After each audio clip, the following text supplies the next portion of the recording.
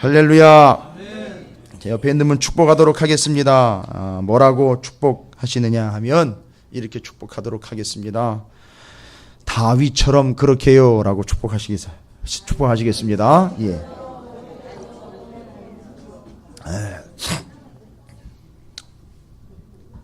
제가 주 초에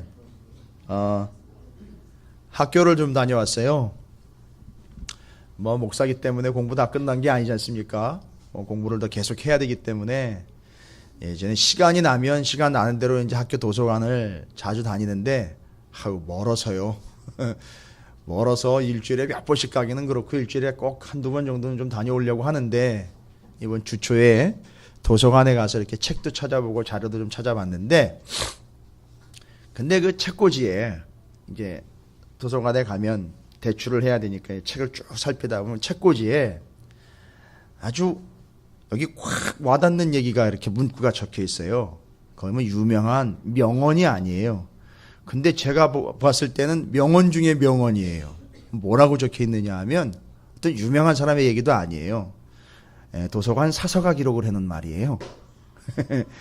예, 어떤 내용으로 기록이 되어 있느냐 하면 도서관에 있는 내용이에요. 잘못 꽂힌 책은 없는 책과 마찬가지입니다. 이렇게 적혀 있더라고요. 도서관 가서 책 찾아보신 분들은 아실 거예요. 이게 번호와 분류가 돼서 딱딱 정확하게 순서대로 꽂혀져 있는 게 책이거든요. 그러면 책 이름과 저자만 가지고 가면 검색해가지고 어느 위치에 있는지 그 번호를 맞춰가지고 가서 찾을 수 있어요. 근데 아무데나 막 꽂아 놔버리면 이 책은 없는 거나 마찬가지라는 거예요. 그러니까 찾을 수가 없는 거 아니에요. 효과가 없는 거죠. 그렇게 꽂아 놓으면 누가 찾습니까? 아무리 필요하고 요긴한 정보가 거기 들어있어도 그 책 못 찾는 거예요. 그러니까 없는 겁니다. 이게 확 박히더라고요. 근데 여러분 우리가 믿음이 그거예요. 여러분 잘못된 믿음은 잘못됐기 때문에 아쉽다가 아니에요. 잘못된 믿음이 아니에요. 여러분 그릇된 믿음은 믿음이 아니라고요. 그 대표적인 예가 뭐냐? 오늘이 스승의 날이잖아요. 예수를 스승으로 알고 있는 믿음이 대표적인 거예요. 그건 잘못된 믿음이에요. 여러분 예수님을 스승이라고 부를 수 있는 사람들은 누구냐 하면 진짜 제자들만 부를 수 있는 얘기거든요. 그죠? 근데 이게 제자로서 부르는 게 아니에요. 제자는 스승을 닮아간다는 온전한 입장에서 제자는 수제자라는 의미로 제자만이 스승이라고 부를 수 있는 것이지 함부로 예수를 스승이라고 부를 수 있는 게 아니에요. 예수는 우리에게 스승으로 오신 것이 아니라 예수는 우리에게 구주로 오신 거예요. 이 믿음이 아니면 그건 잘못 꽂힌 책과 같이 없는 믿음이고 잘못된 믿음이에요. 그건 있으나마나한 믿음이란 말이에요. 그건 믿음도 아니에요. 예수님을 스승이다, 선생이다라고만 이해하고 있다면, 그렇게 믿고 있다면 그건 잘못된 거예요. 아니 그건 믿음 아니에요. 아주 대표적인 겁니다. 여러분의 믿음을 다시 한번 점검해보는 이 저녁이 되시기를 주님의 이름으로 축복드립니다. 그래서 우리는 요즘에 역대상 10장과 11장을 통해서 두 사람의 믿음을 비교를 하고 있잖아요. 우리가 비교를 하는 게 아니에요. 이 성경이 의도했습니다. 아주 작정을 했어요. 성경 역대상하 기자가 아예 작정을 하고 덤빈 거예요. 어떤 믿음을 비교하고 있습니까? 사울의 믿음과 다윗의 믿음을 아주 대놓고 비교를 하고 있어요. 요즘 이야기로 하면 거의 이종격투기쯤 될 것 같아요. 치열함으로 보자면은요. 근데 비교 하나 마나 역대상 10장 사울은 완전 넉다운 돼버렸고요. 지금 이제 11장으로 넘어와 다윗의 믿음을 보고 있지 않습니까? 여러분 다시 한번 제가 질문을 드립니다. 여러분이 이제 방향을 잘 잡으시라고 혹시 다른 데 가 계시지 말고 내가 지금 어디 있고 어디를 말씀을 지금 나누고 있는지를 정확하게 파악을 하시라고 제가 질문을 다시 한번 드려요. 이 역대상하는 언제 기록된 말씀이라고 제가 얘기 드렸죠? 이스라엘 백성들이 북이스라엘 남유다 다 망하고 바벨론의 포로로 70년간 끌려갔다가 돌아온 거예요. 그러니까 지금 산전수전 공중전 다 겪은 거죠. 엄청나게 고통을 겪고 온 거예요. 겪을 만큼 겪고 온 거지요. 왜 그런 일을 겪었는지도 다 정리됐지요. 예, 자기들이 잘못했기 때문에 범죄함으로 인하여 이런 고통을 겪었다라고 분명히 얘기를 했어요. 그렇게 돌아와서 자기들의 믿음을 쭉 돌아보니까 현재 자기의 믿음을 점검해 보려니까 우리가 왜 그렇게 됐고 우리는 어떤 식으로 신앙생활을 해왔는지를 믿음의 선조 때부터 쭉 열거를 해보니까 중요한 게 지금 이스라엘 백성들은 바벨론 포로로 끌려갔다 돌아왔지만 세계 정세는 어떤 정세 가운데 있어요 지금? 세계 정세는 바벨론이라는 거대 제국이 세계를 제패하고 있는 상황이에요. 그런데 역사 이야기가 아니라 성경 얘기입니다. 바벨론이 전 세계를 지배하기 전에 누가 전 세계를 지배했었죠? 아수르. 예, 맞습니다. 아수르. 이 아수르에 의해서 북이스라엘이 망했잖아요. 그 이전으로 올라가 보면 아수르보다 먼저 제국이 되려고 그랬다가 200만 쭉 빠져나가는 바람에 제국되는 꿈이 확 꺾어버린 나라 있잖아요. 그렇지, 애굽이에요. 제국의 모양새를 좀 갖춰볼까 했는데 200만이 쭉 빠져나가니까요. 경제력과 노동력이 쭉 빠져나가니까 힘을 잃어버렸잖아요. 그래가지고 군사가 대거 홍해바다에 매몰되는 바람에 군사력, 경제력, 사회 다 무너지는 바람에 애굽이 제국으로 올라가다가 주춤해버려가지고 주저앉은 거예요. 여러분 아시잖아요. 아수르가 왜 망했는지요. 18만 5천 명이요. 예루살렘으로 쳐들어왔다가 한날 저녁에 다 몰살당하는 바람에 그 18만 5천 명 죽는 바람에 아수르가 쇠락의 길을 걸은 거예요. 여러분. 그럼 보세요. 애굽, 아수르, 바벨론 그 다음에 또 누가 등장을 할까요? 예? 그렇죠. 페르시아 7권 기억나십니까? 고위 공직자들 수룹바벨, 에스더, 에스라, 느헤미야는 이 페르시아의 바사의 고위 공직자들이었음에도 불구하고 동족들에게 존경을 받았단 말이에요. 이유는요. 이스라엘 백성들이 제국보다 제사장 나라 하나님 나라를 더 잘 이해했기 때문에 그 사람들이 니들만 잘 먹고 잘 사냐? 호의호식하냐? 이렇게 오해하거나 미워하지 않고 오히려 그들을 존경한 거예요. 왜요? 그들이 바사 왕국에 가지고 바사의 내시 노릇을 한 것이 아니라 하나님 나라의 제사장 역할을 감당했기 때문에 그걸 인정해 줬단 말이에요. 자, 이 흐름이죠. 이 흐름 속에서 제국이 들락날락하건 어떻게 무슨 나라가 얼마나 센 힘을 가지고 올라왔다 내려갔다 하든 상관없이 이스라엘이라는 나라는 어떤 나라여야 되죠? 제사장 나라여야 되는데 이게 어쭈장게 갑질을 해대려고 하고 어쭈장게 왕국과 제국 따라가려고 하다가 어떻게 됐다는 거예요 지금? 망한 거잖아요. 북이스라엘 누구에게 의해서요? 더 센 제국 아수르에 의해서 망했죠. 남유다 바벨론에 의해서 망했죠. 포로로 70년 끌려갔다 돌아왔죠. 그러니까 이제 이스라엘은 야 애굽 아니다.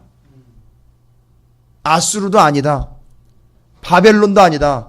이 이후에 어떤 더 센 나라가 올라올지 모르겠지만 그것도 다 아니다. 이거 내다본 사람 있잖아요. 제국이 이 흥망성쇠가 로마까지 올라갔다 내려갔다 할 걸 내다본 사람 있잖아요. 제국 변동의 밑그림을 그린 사람 있잖아요. 이스라엘 백성들이 포로로 끌려가 있는 상황에서 그거를 다 얘기를 해가지고 그렇게 들락날락하고 제국이 왔다 갔다 해도 변함없는 건 제국이 아니라 하나님 나라다. 제사장 나라다가 이걸 그래가지고 포로로 끌려온 사람한테 쫙 설명을 해주잖아요. 그러니까 제국에 빌붙지 말고 제사장 나라 온전히 세워가는데 정신 차려라. 누가 얘기한 거죠? 오, 예. 다니엘 나왔어요. 제국 변동의 밑그림을 그리니까 다니엘의 환상에 보면 머리 가슴 배 해가지고 다리 요게 그 환상이 뭐입니까? 바로 제국 변동이 어떤 순서로 가는지를 보여준 그림이란 말이에요. 그거에 따라가지 말라는 거잖아요. 우리는 뭐 세워야 되니까 제사장 나라 세워야 되니까 그 변동에 휩쓸리지 말아라 이거예요. 그런데 제가 얘기 드리려고 바로 이거예요. 역대상 10장 역대상 11장이 그 어쭈없지않게 그 제국과 왕국을 따라가려다가 삐끗한 한 사람과 그 한 사람과 비교가 되고 있는 또 다른 한 사람을 비교하고 있어요. 그게 바로 누구란 얘기죠? 그렇죠. 사울과 다윗 왕에 대한 이야기예요. 사울 왕은 아주 명실공히 명색이 그래도 이스라엘의 초대 왕이에요. 제1호 왕이란 말이에요. 근데 참 그 이름에 무색하게 비참하게 죽었잖아요. 그죠? 지금 역대상 10장과 11장이 이야기하려고 하는 것은 그러니까 제국의 포로로 끌려갔다 돌아와가지고 경험 다 하고 난 다음에 신앙과 믿음의 본질이 뭐냐? 요거 지금 이제 정리하려고 하는 거라는 거예요. 제가 아까도 서두에 말씀드렸지만 잘못된 믿음은 없는 믿음이에요. 그건 믿음 아니에요. 지금 여기 사울과 다윗을 비교하면서 이들이 가지고 있는 믿음이 어떤 믿음인지를 비교해서 역대상하를 기록한 이 사람은 뭘 이야기하려고 하는 겁니까? 온전한 믿음 갖자 이거 얘기하려고 하는 거예요. 어떤 게 진짜 믿음이냐? 우리가 어디에 관심 가져야 되느냐? 이거 따져보자는 얘기예요. 그러니까 이게 등장을 할 때에는요. 사울과 다윗이 반드시 등장을 해야 얘기가 되는 거거든요. 네, 여러분 보시면 아시겠지만 역대상 10장에는 사울이 초대 왕이었음에도 불구하고 지난 수요일 날 말씀드렸죠.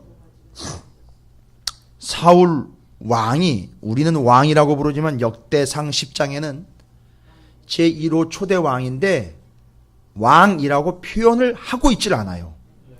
왕이라고 적고 있질 않아요. 그러니까 이 사울 왕에 대해서 역대상에서는 인정을 하는 겁니까? 안 하는 겁니까? 안 하는 거예요. 그 사람은 제 첫 번째 왕으로 세워졌었지만 역사적으로는요. 그러나 신앙의 역사에 있어서는 사울 왕은 왕 자격도 안 될 뿐만 아니라 그건 왕도 아니다라는 우리 관심 받기라는 거예요. 왜 그렇게 됐느냐? 다 이야기 나왔잖아요. 한마디로 이야기하면 지키지도 않고 묻지도 않았다는 거예요. 하나님의 말씀을 지키지도 않았을 뿐만 아니라 하나님에게 묻지도 않은 거예요. 하나님의 부르심에 응답하지도 않았을 뿐만 아니라 스스로 말씀을 지키지 않았고 묻지도 않았다. 게 13절 14절이잖아요. 역대상 10장. 자, 왜 이렇게 사울을 극대화시켜가지고 비참하게 만들어 놓은 겁니까? 이런 사람과는 달리 누가 있더라는 거예요? 다윗이 있더라는 거예요. 그래서 오늘 얘기가 그 얘기예요.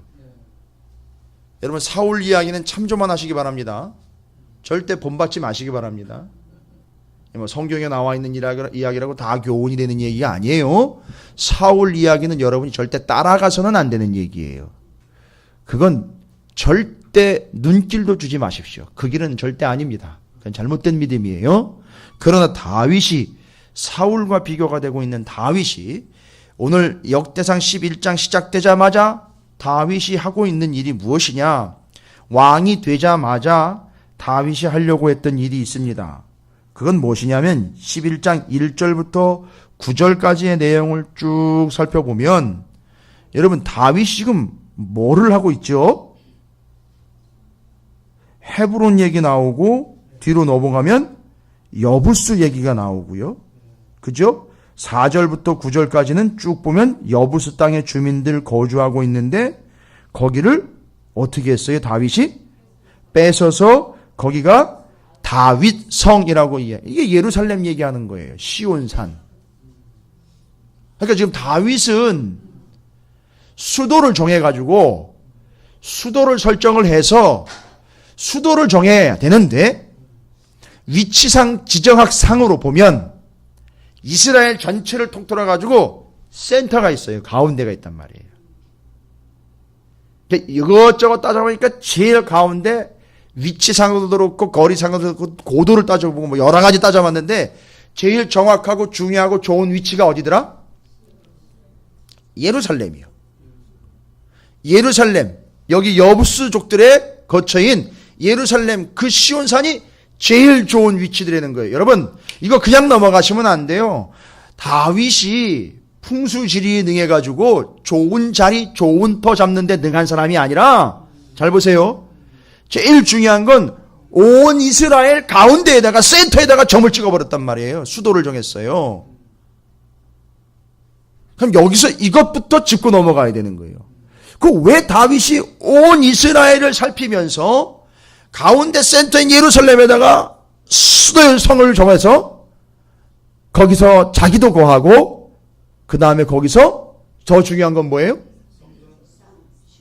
그렇죠. 거기서 뭐 하려고요? 제사 드리려고요. 그러니까 제일 가운데에다가 예루살렘에다가 수도를 정한 이유를 여러분 이해하십니까? 그 이전까지는 어떻게 됐을까요? 사울왕 사무엘 때 이때는요. 제사를 드렸습니까? 안 드렸습니까? 아니 그 이전으로 넘어가면요. 사사시대로 가면요. 땅덩어리가 어떻게 됐었어요? 이스라엘이.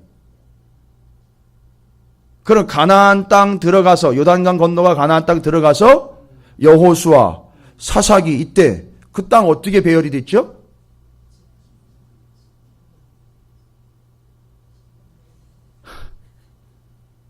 거꾸로 역사를 올라가니까 헷갈려 하시는 모양이에요. 위로부터 내려와야 되는데. 아니 잘 보세요. 가나안 땅 있다가 광야 40년 있다가 요단강 건너 들어갔잖아요. 건너 들어가기 전에 뭐 하고 들어갔어요?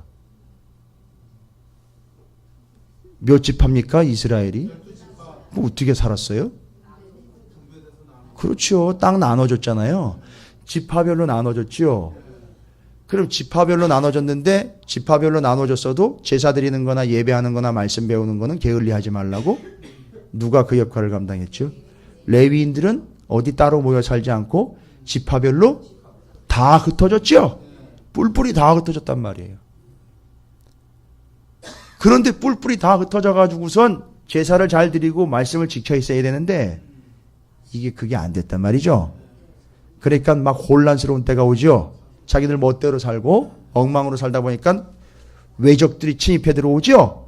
그러니까 그 외적들이 침입해 들어올 때 외부에서 이방인들이 침입해 들어올 때 그때마다 위기로부터 이들을 건져내는 존재가 있었으니 그게 바로 누구예요? 사사란 말이에요. 그게 사사시대예요. 그 시대를 겪으면서 예배는 뭔 예배입니까? 뭐 하나님 앞에 제사는 뭔 제사를 드려요? 엉망진창이 됐죠. 그러니까 이 엉망진창이 된 사사시대 말년에 누가 등장을 해요? 사무엘이 등장을 해가지고 이 예배 안 드리는 것들 이것들 내가 쫓아다닌다 이러면서 온 전국 방방곡곡 돌아다니면서 뭘 했냐면 제사를 다시 회복을 시켰단 말이에요. 알고 봤더니 가보니까 무슨 짓을 했느냐면 하나님 앞에 제사는 안 드리고 산당이라는데 이방 우상을 섬기는 산당이라는 데 들어가가지고 우상을 섬기고 이런 짓거리들을 하고 있더라는 거예요. 이거 다 제거하고 하나님한테 예배 똑바로 드리는 거를 사무엘이 회복을 시켰단 말이에요. 그런데 한계가 있었어요. 다 되질 않았어요. 자, 요쯤 돼가지고 이스라엘 백성들이 왕을 세워달라고 요청을 한 거란 말이죠. 그래서 처음 왕으로 세워진 게 누구예요? 사울 왕이죠. 그 다음에 왕이 된 게 다윗이란 말이에요. 그 다윗이 왕이 돼가지고 제일 먼저 한 게 뭐예요? 수도를 정했다 그러던데 그냥 단순히 수도를 정한 게 아니라 센터 정했다 그랬죠. 정가운데. 이젠 어떻게 됐어요? 왜 가운데에다가 그 센터에다가 수도를 정해가지고선 왕의 성으로 임명했고 거기에 하나님의 언약궤를 갖다 옮겨놓으려고 했는지 여러분 이 감이 오셔요? 지파별로 흩어져 알아서 제사를 드리라고 했던 것이 아니라 그때 무너진 예배 제사를 어떻게 하려고 하는 거예요? 다시 예루살렘으로 모이려는 거예요. 다시 모여서 무너진 예배를 다시 드리고 무너진 대전을 다시 수축하라는 얘기예요. 여러분 제가 말씀드렸죠? 진짜 회복이 뭘 회복을 이야기하는지. 통장이 회복되는 게 회복이 아니에요. 건강 회복되는 게 진짜 회복이 아니란 말이에요. 자신이 이렇게 잘 된다고 그게 회복된 게 아니에요. 내 지위가 회복된 게 아니란 말이에요. 진짜 회복은 뭐냐면 하나님과의 관계, 예배, 제사의 회복이 진짜 회복이 되는 거죠. 거기서부터 시작이 된다는 거예요. 이 믿음이 있느냐는 얘기예요. 다윗이 왕이에요, 여러분.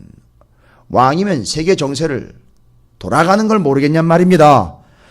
여기 이스라엘 말고 예루살렘 말고 다른 지역에 바벨론이 지금 지배하고 저 페르시아가 막 일어나려고 하고 있는 판인데 주변에 여러 센 나라들이 우글우글한데 어떻게 해야 이 세계의 각 축장에서 살아남는지 모르겠냔 말입니다. 세계 정세 돌아가는 걸 다윗이 모르겠어요? 바보 멍청이고 밥통입니까? 안다고요. 아는데 그게 정답이 아니라는 거예요. 그거 아니고 이게 정답이라는 거예요. 우리 이스라엘은 지파별로 다 뿔뿔이 흩어지면서 엉망진창이 되어버린 이 예배를 다시 회복해야 된다. 그러니까 맨 가운데다가 수도를 정해서 여기다가 제사 드릴 수 있는 제단을 수축을 해서 어떻게 하겠다는 거예요? 목표가 뭐예요?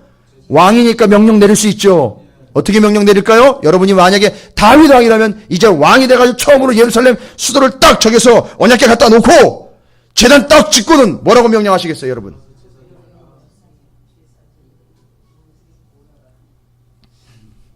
아니 그 왕인데 너무 궁시렁대는 것 같아요. 왕인데, 아니 왕이라고요. 다윗 왕인데 너무, 그렇죠. 맞아요. 그거예요. 다 모여! 이거예요. 어디로요? 예루살렘으로 다 모여! 뭐 때문에요? 예배드리자 이거예요. 그러니까 거기다가 수도를 정한 거예요. 금요일이면 다 모여! 이건 김 목사 얘기 아니에요. 예배드려야 될 것 거기서 모여야 회복이 되는 거예요. 예배로 회복이 되는 거지, 본질로서 회복되는 거지. 어떤 사람이 이렇게 얘기한다 그러죠?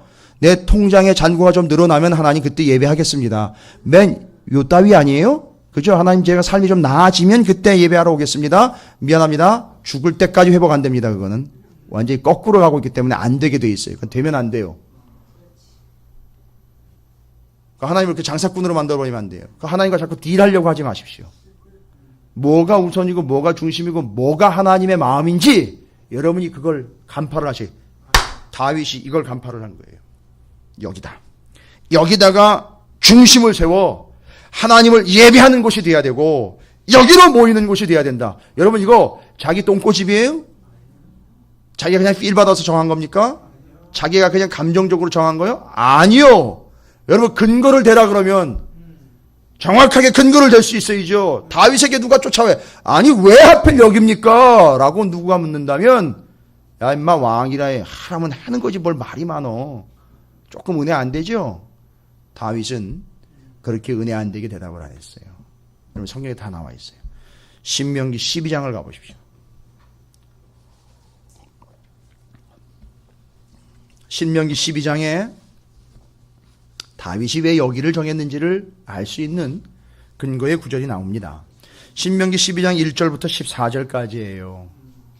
거기 아주 중요한 얘기들이 정확하게 이 예루살렘의 수도로 여부수족이 가지고 있던 이 땅을 차지한 이야기가 이걸 근거로 해서 다윗이 이 말씀을 묵상하고 이 말씀을 근거로 거길 정한 거예요. 여러분 그냥 정한 게 아니에요.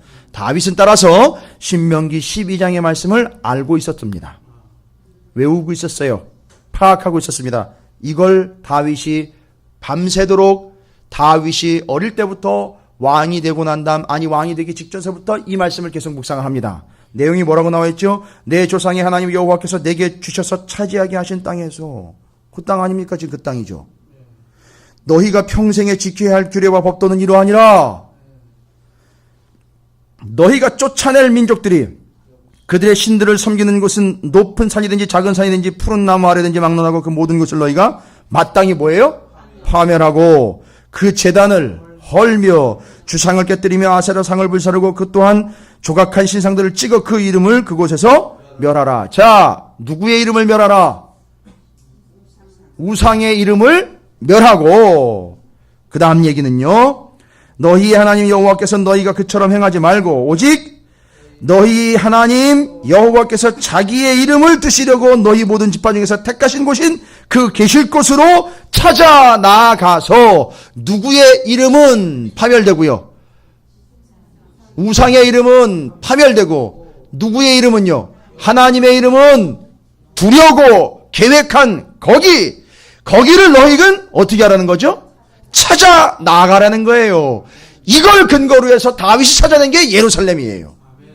여호와 하나님의 이름을 두려고 작정한 여기, 이건 누가 계획한 거예요? 그렇지요. 하나님이 계획하신 거예요. 이걸 기가 막히게 알아차린 거예요. 이게 여기가 거기라는 걸 다윗이 어떻게 알았겠습니까? 하나님이 여호와 하나님의 이름을 두려고 택한 곳이 여기 예루살렘이니 여기로 다 모이라고 여기 나와 있는 것처럼요. 거기 그 이름이 계시는 곳 거기로 찾아 나아가서 뭐 하려는 거예요? 너희의 번제와 너희의 제물과 너희의 11조와 너희 손의 거제와 너희의 소원제와 낙헌 예물과 너희 소와 양의 처음 난 것들을 너희는 그리로 가져다가 드리고 할렐루야. 거기 가져가서 예배하기 위하여 다윗이 자기 왕궁 짓기 전에 자기 배 부르기 전에 왕권 세우기 전에, 자기 왕권 세우기 전에 누구를 세우고 있습니까? 지금 하나님의 왕권을 세우고 있단 말이에요. 여러분, 하나님의 이름을 드리고 택한 거기를 먼저 선택을 했단 말이에요. 순종해서 하나님이 계획하신 걸 그대로 옮겼단 말입니다. 왕이 되자마자 첫 번째로 한 게 뭐라는 얘기예요? 어디서 예배해야 되는지를 정해서 거기서 예배할 수 있도록 여호와 하나님의 이름을 드리고 택하신 예루살렘을 정했습니다. 자, 제일 먼저 뭐를 한 겁니까? 그러니까 그렇죠. 예배에 쳐서예요. 예배입니다. 제사예요. 그런 다음에 거기 예배의 처소가 이제는 뭐가 됐어요? 온 이스라엘의 중심이 됐어요. 자, 정리되십니까? 다윗이 사울과 비교되는 건 뭐냐 하면, 다윗은 왕이 되자마자 왕 중심이 아니라 하나님 중심으로 예배를 두 가지 요소. 예배를 지금 예루살렘 정한 걸 보니까 자기 것보다, 그렇죠, 예배를 먼저, 예루살렘이 온 이스라엘의 중심. 그러니까 예배가 뭐가 되는 거예요? 그렇죠. 이 두 가지 기억하세요. 예배, 하나님을 섬기는 예배가 먼저고 또 뭐가 돼요? 중심이 되는 거예요. 여러분 잊지 마세요. 여러분 자손이 천대가 되든 만대가 되든 변함없는 진리를 제가 말씀드리는 거예요. 다윗과 같은 존재가 된다면, 아니, 다윗과 같은 존재는 아무나 되는 게 아니에요.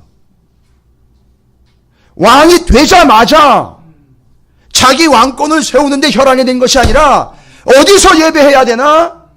어디가 예배의 중심이 돼야 되나? 이걸 찾아낸 거예요. 근데 그게 어디에 나와 있더라? 신명기에 나와 있더라. 그러니까 다윗은 늘 말씀을 붙잡고 있었고요. 이 말씀을 붙잡고 있는 사람이야말로 예배 중심, 예배 우선이 될 수 있다는 걸 여기서 나오는 거예요. 제가 지금 우리 교회 성도님들께 계속 말씀드리는 내용들이 목사만 말씀을 붙잡고 있는다고 되는 게 아니에요. 여러분도 말씀을 계속 붙잡고 있어야 이게 뭔 말인지 알아듣는 거예요. 그러니까 여러분 평생에 그 말씀을 붙잡고 있다가 툭툭 터지는 순간이 있다니까요. 그게 맞춰지는 순간이에요. 그게 뼈가 맞춰지는 순간이란 말이에요. 말씀이. 근데 이게 지금 다윗이 신명기 12장의 말씀을 기가 막히게 순종을 하면서 말씀대로 옮겨놨는데, 예배드릴 장소인 예루살렘을 중심으로 먼저 세웠다는 거죠. 이건 뭘 이야기합니까? 예배 중심, 예배 우선이라는 거예요. 자, 이제 다윗의 왕국을 정리해 봅니다. 다윗을 정리해 볼게요. 다윗 왕국이 아니라 뭐예요? 지금 뭐에 관심이 있어요? 지금 뭘 하려고 하는 거예요? 제사. 그러니까 왕국 아니라 제사장 나라. 아니, 다윗의 마음을 제가 정리해 드리는 거예요. 지금 다윗의 마음에 꽉 차 있는 걸 제가 헤집어서 여러분에게 보여드리는 거예요. 제가 메시를 갈라서 다윗의 마음을 열어서 보여드리는 거예요. 다윗의 마음엔 지금 왕국 아니라 제사장 나라예요. 그러니까 자신은 왕이 아니라 하나님의 종이요. 그죠? 하나님의 종이요. 바로 여기서 우리가 이제 신약적인 표현이 여기서 기원한다고 제가 말씀드렸잖아요. 왕 같은 제사장이지 제사장인 척하는 왕 노릇하는 자가 아니라는 거예요. 여러분 이거 뒤집어지면 큰일 난다고 제가 말씀드렸죠? 우리는 왕 같은 제사장이지 제사장인 척하는 왕이 아니에요. 그렇게 갑질하려고 들리면 교회는 무너지는 거예요. 우리는 왕이 아닙니다. 명확합니다. 정확해요. 왕은 유일하신 분, 하나님만이 왕이셔요. 우리는요. 근데 하나님의 자녀란 말이죠. 모양새는 이게 왕족인데 갑질하라고 내보내는 게 아니라 제사장 역할을 하라고 보냈으니까 그래서 그 표현을 그렇게 쓴 거죠. 왕 같은 제사장이라는 표현을 쓴 거예요. 그러니까 다윗은요, 자기 자신의 왕궁이 아니라 뭐에 관심이 있어요, 지금? 왕궁 말고, 건물로 얘기하니까 왕궁 말고 성전인 거죠. 이게 다윗이에요. 여러분 지금 다윗을 제가 정리를 해드리는 겁니다. 10장과 완벽하게 대조가 되고 있는 11장에 다윗 얘기하는 거예요. 여러분 이게 내 얘기가 돼야지 다윗의 얘기로 끝나버리면 아무 소용 없습니다. 여러분 이걸 왜 여기다 기록을 했겠습니까?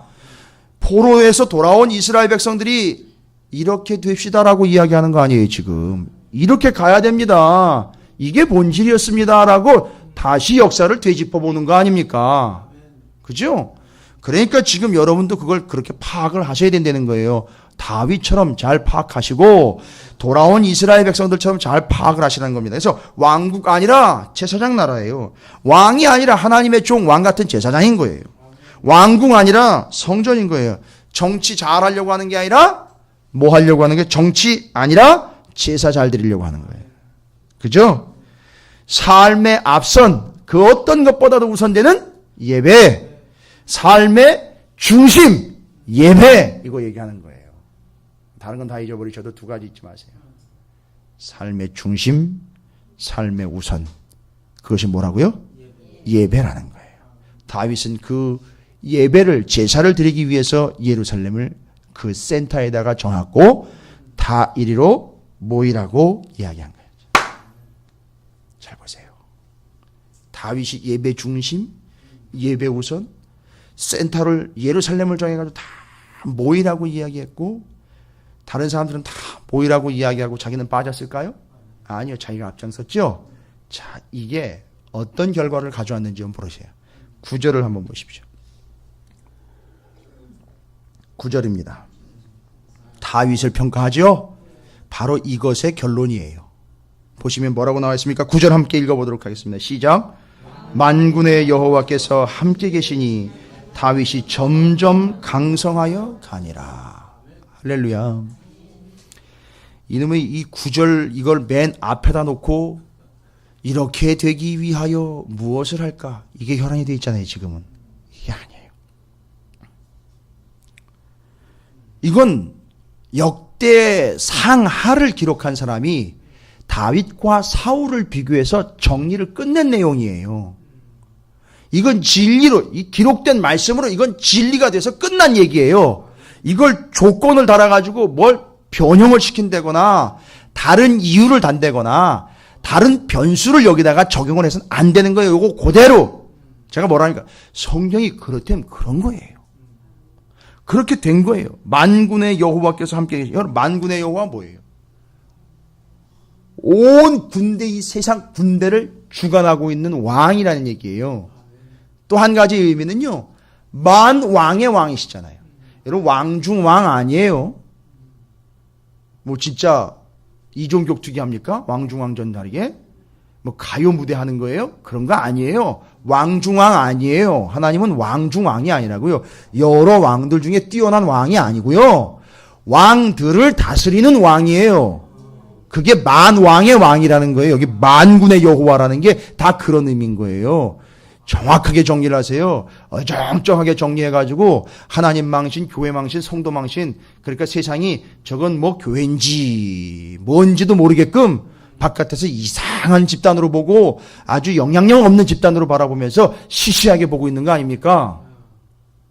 만군의 하나님, 만왕의 왕, 이게 하나님인 거예요.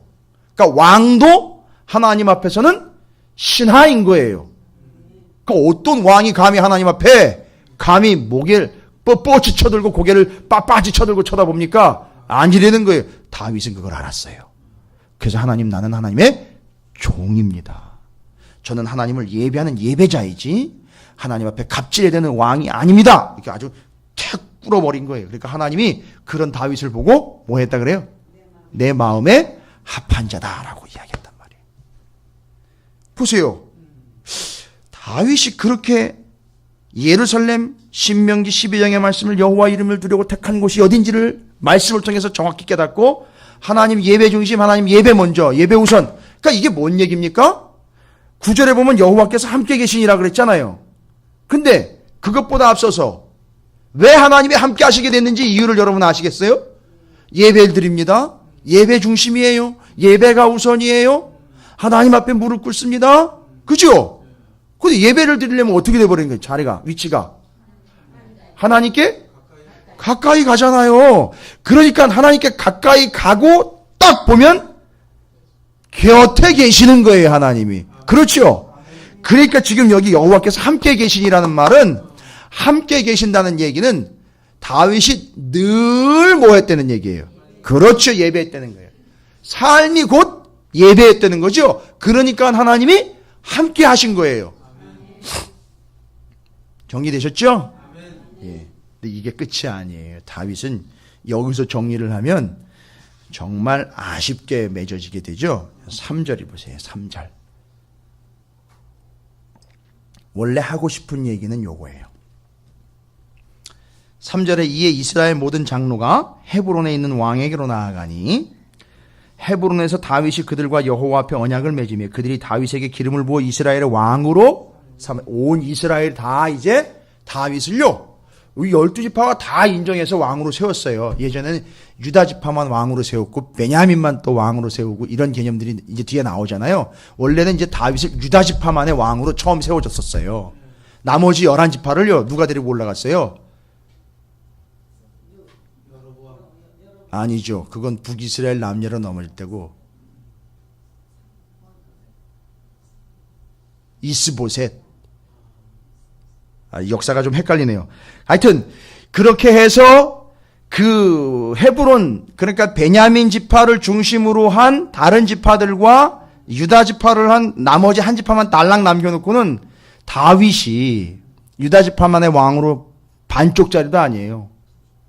완전히 그냥 저 밑 변방에 그냥 찌그러져 있다가 사람들이 다윗을 다 인정을 해서 12지파의 전체 왕으로 세워준 거예요.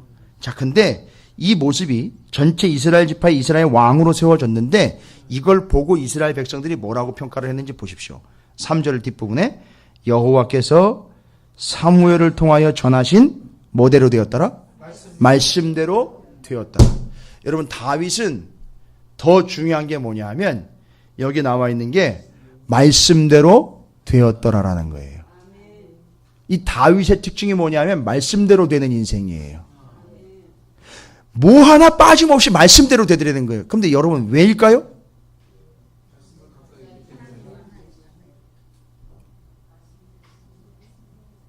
하나님이 항상 함께 하신 거에 대해서는요. 아까 뭐라 그랬어요? 하나님 항상 함께 하신 거에 대해서는 다윗이 늘 하나님 가까이에 있었잖아요. 그죠? 제사하고 예배했죠.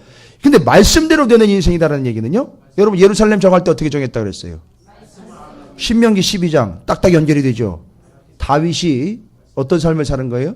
말씀대로 살았대요. 그러니까 손에서 말씀을 놓지 않, 입에서 말씀이 떠나가지 않았어요. 마음에서 말씀이 지워지지 않았던 거예요. 그러니까 말씀을 붙잡는 영혼, 그래서 다윗은 말씀대로 되는 영혼이 되었던 거예요. 여러분 이게 중요한 거예요. 그래서 이 두 가지를 정리하셔야 돼요. 3절과 9절을요 잘 체크를 해두세요. 이게 하고 싶은 얘기인 거예요. 이제 역대상 11장을 기록하면서 다윗 이야기를 통해서 하고 싶은 얘기는 요거예요. 여러분 우리 이스라엘은 이제 말씀대로 되는 족속, 하나님이 함께 하시는 족속 돼야 되지 않겠습니까? 그러려면 어떻게 해야 되죠? 말씀 붙잡고 예배 중심, 예배 우선으로 살아가야 됩니다. 누구처럼요? 다윗처럼. 그러니까 이 한마디로 다 정리가 되는 거예요. 다윗처럼이라는 얘기면 다 정리가 되는 거예요. 다윗처럼 말씀, 다윗처럼 예배. 목사님 뭐 결론은 다 똑같네요. 뭐 맨날 말씀하고 예배네요. 맞아요. 다 똑같아요. 결론은. 그게 성경의 비결인 거예요. 여러분. 긍정의 힘이요? 아니에요.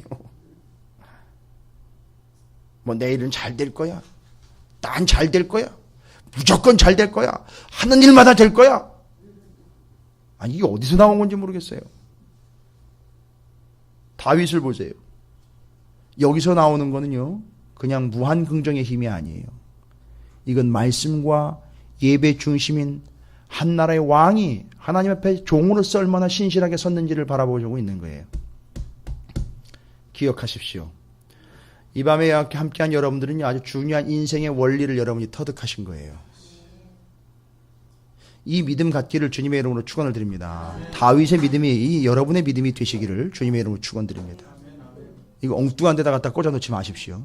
내 가슴에 확 꽂아 놓으시기를 주님의 이름으로 부탁을 드립니다. 그런데요, 사울 왕과는 달리 다윗 왕에게는요, 여러분 아까 뒷부분에 조금 좀 힘들어 하셨잖아요. 이름들이 좀 모르는 이름들이 많이 나와가지고. 근데 그 이름들이 누구 이름들이에요? 어느 지파나 족속의 이름이 아니라 이 이름이 소개된 이 부류들은요, 10절부터 47절까지 쭉 소개가 된 이름들은요, 누구예요? 다윗의 신하들이에요. 그러니까 용사들이에요. 다윗을 따라다녔던 다윗의 군대들의 중요한 핵심 인물들 얘기한 거예요. 사울한테는 이런 얘기가 없었어요.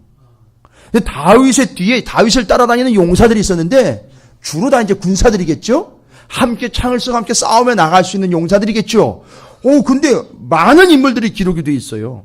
여기 보니까 뭐 30명 중에 3명 이래가지고 30명 군대에 3명, 그 중에서 3명이 뭐 핵심 뭐 이렇게 해가지고 계속 나오잖아요. 그죠? 아주 중요한 인물들인데 이게 다윗과 함께 했던 사람들의 명단이에요. 딱 요 사람들만 있었다 그게 아니라 이 사람들은 핵심 브레인들이에요.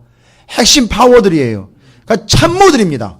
다윗의 참모들이 기록이 되어 있는데 야, 이 다윗의 참모들이 이게 장난이 아니에요. 한 사람이 일당 300이에요. 나가면 뭐 무서운 게 없어요. 그죠? 근데 우리는 이걸 보는 게 아니에요. 이걸 보는 게 아니에요. 잘 보세요. 다윗의 용사들과 다윗의 관계를 보면 다윗과 하나님과의 관계를 볼 수 있어요. 이건 아주 다분히 의도한 거예요. 근데 여기 재밌는 일화가 하나 소개가 되고 있죠. 세계 어느 전쟁 역사에서도 기록되지 않는 이야기 중에 하나인데 재미있고도 와 멋있는 얘기가 하나 기록이 되어 있어요. 18절에 보니까 다윗이 블레셋과 대립하고 있는 상황에서 목이 말랐어요. 이거 아시는 얘기잖아요. 그죠? 너무 잘 아는 얘기예요. 근데 이 베들레헴 진영 쪽에 이제 가서 물을 길러 와야 되는데 누가 나갑니까? 그 30명 중에서도 3명. 핵심 우두머리 3명이요. 딱 치고 나갑니다. 저희들이 길러 오겠습니다. 나가는 거예요. 나가가지고 베들레헴 성문 곁 우물물을 길러가지고 왔어요. 18절에 보니까. 그죠? 다윗에게 물을 수통에다 딱 받아가지고 왔어요. 충분히 다윗이 마실 수 있을 정도로 마시려고 수통에다가 딱 물을 담아가지고 왔어요. 여러분, 요즘처럼 뭐 이렇게 수통이 잘 발달되어 있는 시대면 뭐 걱정이 없게요. 옛날 같으면 그냥 양 가지고 묶어가지고 그렇게 찍혀가지고 하는데 그것도 흐르지 않도록 또 해야 되고 그것도 출렁출렁 대다 소리 나면 또 가서 걸릴 거 아니에요. 여러 가지 따지겠지만 어쨌든 이 3명이요. 보통 일을 한 게 아니에요. 목숨 걸고 가서 물을 길러 왔죠. 그런데 그걸 다윗이 뭐라고 표현해요? 그 물이 아니라 그들의 피다라고 이야기를 해요. 목숨 걸고 길러온 거거든요. 그런데 다윗이 그 길러온 물을 딱 받아들고는 하는 얘기가 뭐라 그래요? 다윗이 그걸 길러온 걸 기뻐하지 않았다는 게 아니라 뭐를 기뻐하지 않았대요? 자기가 그걸 마시는 걸 기뻐하지 않았어요. 그리고 어떻게 했어요? 그 물을 그냥 버린 게 아니에요, 여러분. 이거 오해하시면 안 돼요. 어디서 그냥 땅바닥에 쭉 버린 게 아니에요. 다윗의 또 18번 나오네요. 죄송합니다. 이런 얘기 하면 안 되는데. 다윗의 단골 메뉴 나오네요. 여기서도 야! 지금이야말로 뭐 할 때다. 그렇죠. 예배할 때, 제사할 때다. 제사 드릴 제물이 있어요. 뭐가 있는 거예요? 달랑 물. 그게 뭐래요? 피예요. 누구의 피예요? 이 용사들의 피 아닙니까? 그러니까 피면 제물인 거예요. 드릴 수 있는 거예요. 그래가지고 그 물 지금 저기 냉온수기에 있는 저런 물 정도는 아닐 거예요. 그냥 그거보다 좀 적을 거라고 생각을 하는데 그걸 길러 왔는데 그걸 제단을 만들어가지고 제단을 수축을 해가지고 거기다가 그걸 어떻게 했어요? 부었어요. 갖다 부었습니다. 오, 멋있죠? 그리고 다윗이 얘기합니다. 이건 내가 마실 게 아니라 하나님께 드려야 되는 거다. 여러분, 이게 왜 중요하냐 하면 이게 다윗이 그냥 멋있는 걸로 넘어가면 안 돼요. 여러분, 만약에 다윗이 이 물을 마셨다면요 죽었을까요? 안 넘어오시네요. 아니, 그거 마신다고 죽진 않겠죠. 마셨으면 어떻게 했을까요? 목이 마른 상태니까. 그렇죠. 이 물은 뭐가 되는 거죠? 다윗이 마셔버리면 왕을 위하여 충신들이 갖다 바친 시원한 물이 되는 거예요. 그럼 먹고 그들 충신들이 되는 거잖아요. 그죠? 다윗의 충신들이 되는 거죠. 근데 잘 보세요. 제가 여기서 어마어마한 은혜를 받았어요. 다윗이 충신들이 길러온 물을 하나님 앞에 부어드리는 순간 이 물은 뭐가 되어버렸어요? 제물이 되어버렸어요. 그리고 그 충신들은, 물을 길러온 충신들은 뭐가 된 거예요? 드렸으니까, 그걸 드리는 자리에 같이 있었으니까 다윗과 함께 뭐가 됐어요? 예배 드리는 자가 되고 제사하는 자가 된 거예요. 잘 보세요. 그냥 먹어버렸으면 그냥 충성스러운 신하로 끝났을 텐데 다윗이 그걸 하나님 앞에 부어드리는 순간 이 세 명은요, 목숨 걸고 뭐한 사람들이 된 거예요? 예배 드린 사람들이 된 거예요. 지도자를 만나려면 이런 지도자를 만나야 돼요. 그냥 물 마시고 끝났으면 그냥 시원한 물로 끝났고 다윗의 사람으로 끝났을 판인데, 와, 제가 이 이야기를 통해서 너무 감동을 받았고 저를 돌아보는 기회를 삼았어요. 너무 기가 막히다. 그거 마셔버렸으면 자기 목을 축여서 그냥 시원한 물로 넘어갔을 텐데, 그리고 다윗의 사람 됐을 텐데, 이걸 하나님 앞에 드려버리는 순간 이 사람들을 예배자로 만들어버렸고 이걸 제물로 하나님 받으시는 제물이 돼버렸고, 그 자리에서 다윗은 그 사람들에게 가르친 거예요. 뭐라고 가르친 거예요? 예배는 이렇게 드리는 거다. 너희를 하나님 받으셨다. 너희는 예배자들이 된 거다. 예배는 목숨 걸고 드리는 거다. 오, 할렐루야. 그래서 요즘의 목사들을 생각해 봤어요. 요즘의 사회 지도층들을 생각해 봤습니다.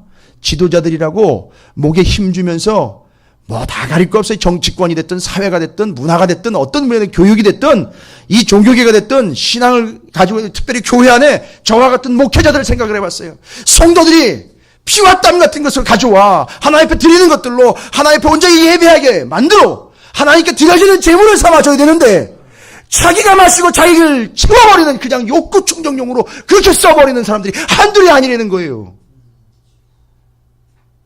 교회 것 성도들 걸 갖다가 자기 입에다 털어놓고 자기 목적을 위하여 사용해서 자기 명예를 더럽히는데 사용해 써먹고 있다는 얘기예요. 잘못 만난 거죠.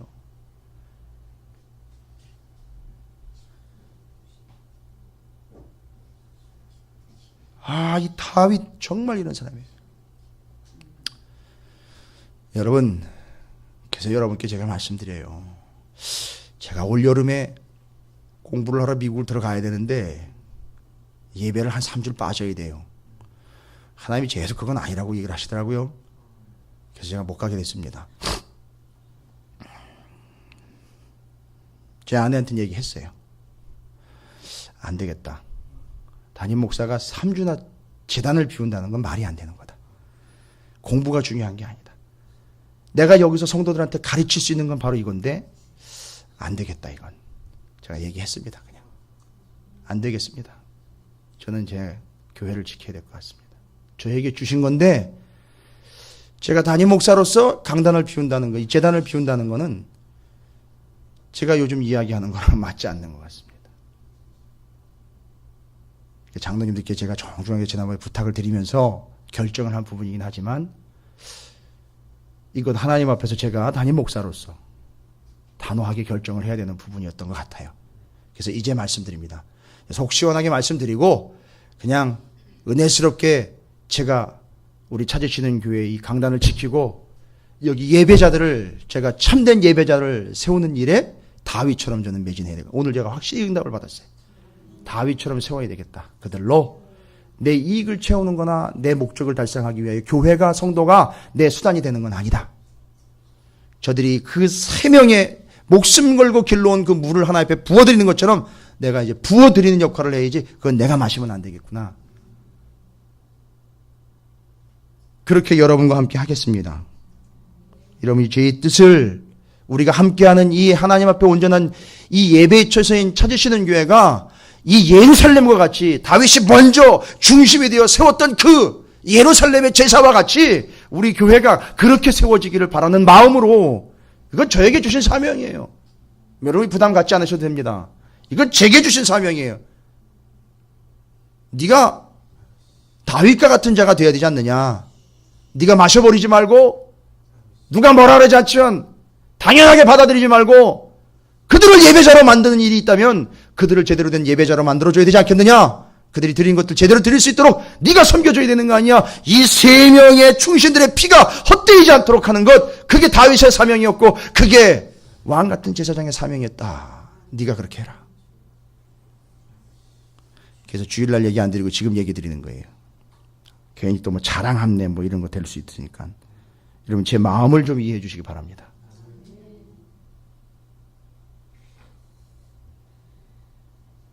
자, 그래서 이 다윗의 용사들이 어떤 존재였는지 여기는 또 10절에 먼저 정리를 하고 들어갔어요. 원래는 다윗의 용사들의 특징에 대해서.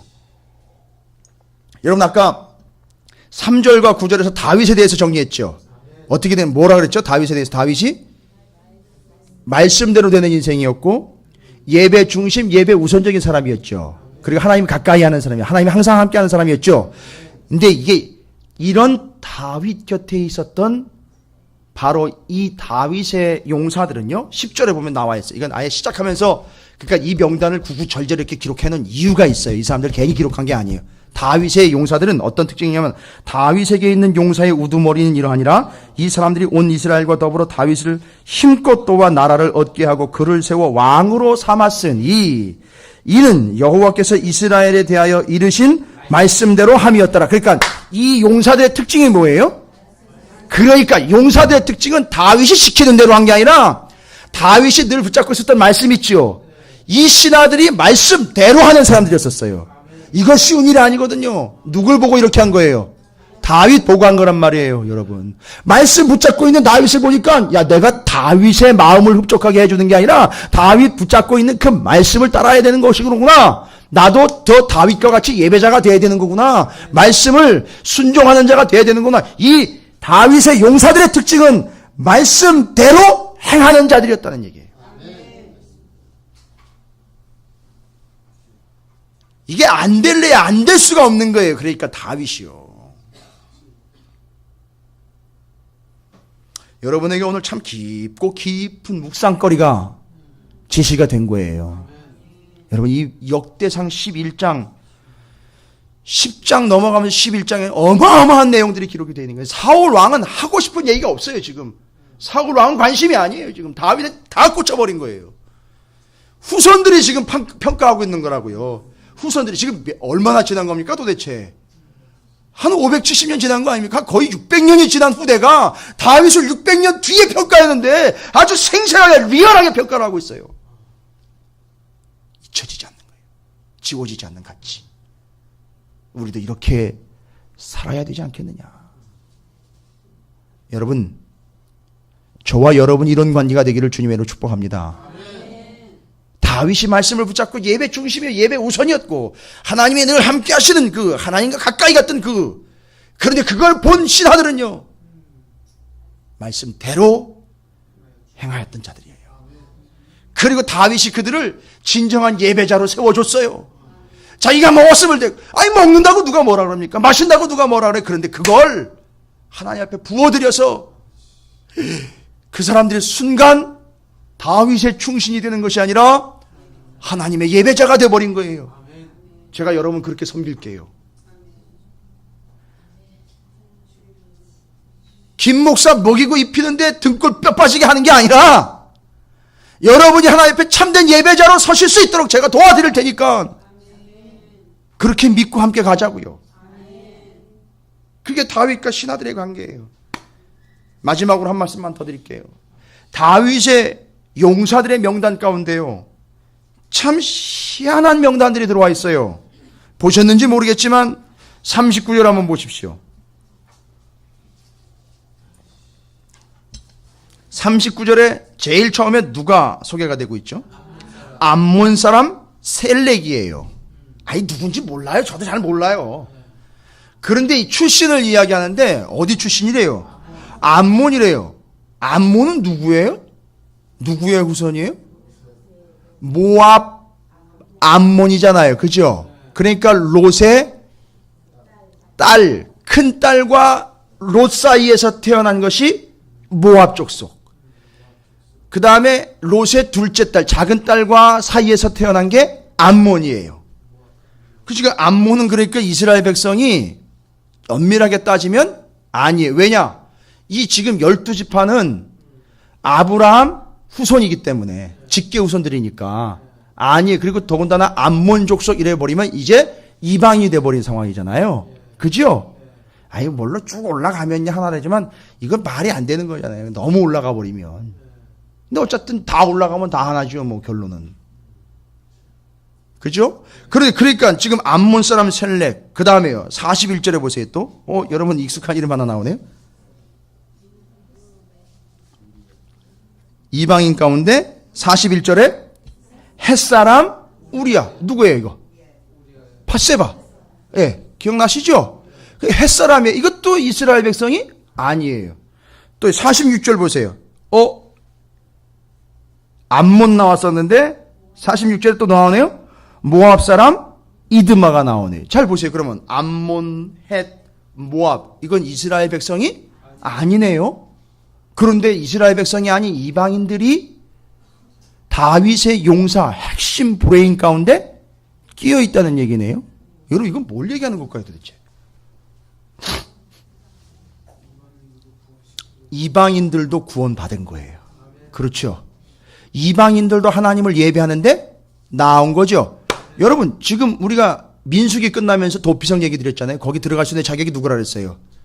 그 가나안 땅에 살고 있는 그 지역에 살고 있는 모든 거주민, 이방인, 외국인까지 다 포함해서 들어갈 수 있다 그랬죠? 그건 뭘 얘기하는 거예요? 누구든지 다 구원받을 수 있다는 얘기잖아요. 지금 여기 다윗의 용사로 등용된 사람들은요. 다윗이 억지로 끌어당긴 게 아니라 다윗이 정확하게 이야기하면 다윗이 돈을 주고 끌어당긴 게 아니라 용병으로 써먹은 게 아니라 다윗이 영향력을 발휘를 한 거예요. 뭐예요? 다윗이 영향력을 발휘했어요. 다윗이 뭘 드러냅니까? 그렇죠. 하나님인 거예요. 그러니까 다윗을 통하여 이 다윗의 무리들을 통하여 이방에 있는 이 사람들도 누구를 본 거예요? 그렇죠. 하나님을 본 거예요. 아, 이런 거로구나 하고 그들이 누굴 믿게 된 거예요? 그렇죠. 다윗을 믿게 된 게 아니라 하나님을 믿게 된 거예요. 그래서 다윗과 한 무리가 된 거예요. 이게 뭔 역할인 겁니까? 제사장적 역할을 감당하니까 하나님과 이방 사이를 연결을 해줘가지고 그들이 하나님을 믿게 한 거예요. 누가 한 겁니까? 다윗이 한 거예요. 그래서 그 용사들의 명단 가운데 이방인들도 들어가 있는 거예요. 아주 전천후예요. 다윗은. 물론 인간적인 실수도 있지만 그건 연약함으로 인정해야죠. 당연한 거예요. 이건 사람이기 때문에 인정해야 되고요.